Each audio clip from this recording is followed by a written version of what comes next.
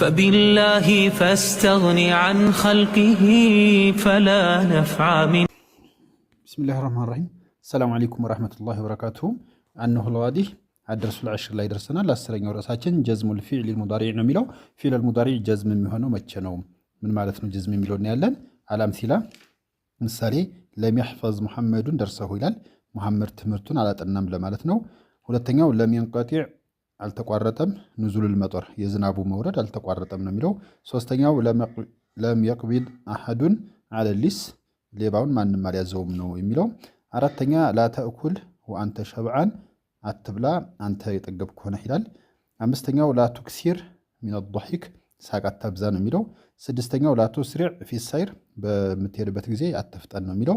ሰባት إن تفتح نوافذ الحجرة የክፍሉን መስኮቶች ብትከፍት የተጀደድ ሀዋኡሃ አየሯ ይታደሳል ነው የሚለው።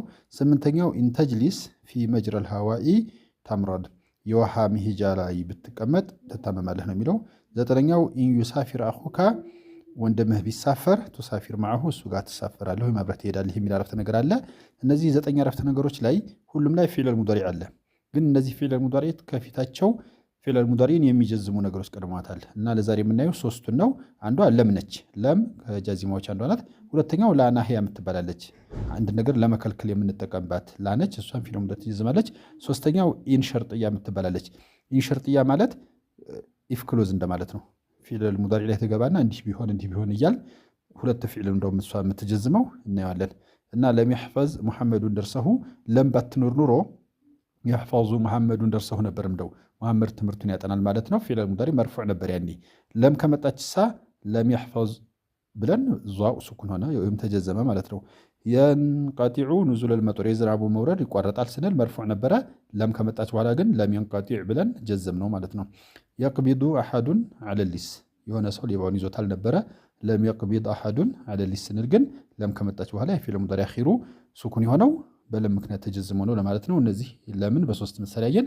ላ ናሂያ ማለት ለመከልከል የምንጠቀምበት ልክ የአምር ተቃራኒ ነው። ለምሳሌ እንደሰው ስናዘው ኩል ነበር የምንለው ብላ ማለት ነው። አትብላ ስንል ግን ላተእኩል እንላለን። አብዛ ስንል ቱክስ አክሲር ነበር የምንለው። አታብዛ ስንል ላቱክሲር ነው የምንለው። አስሪዕ ነበር የምንለው ፍጠን ስንል ላቱስሪዕ ስንል ደግሞ አትፍጠን ይሆናል። እና እነዚህ ላ የምትባለው ነገር ለመከልከል የምትመጣ ላ ነች። ፊዕል ሙዳሪዕ እንደምትጀዝም በእነዚህ ሶስት ምሳሌ ያየን ነው።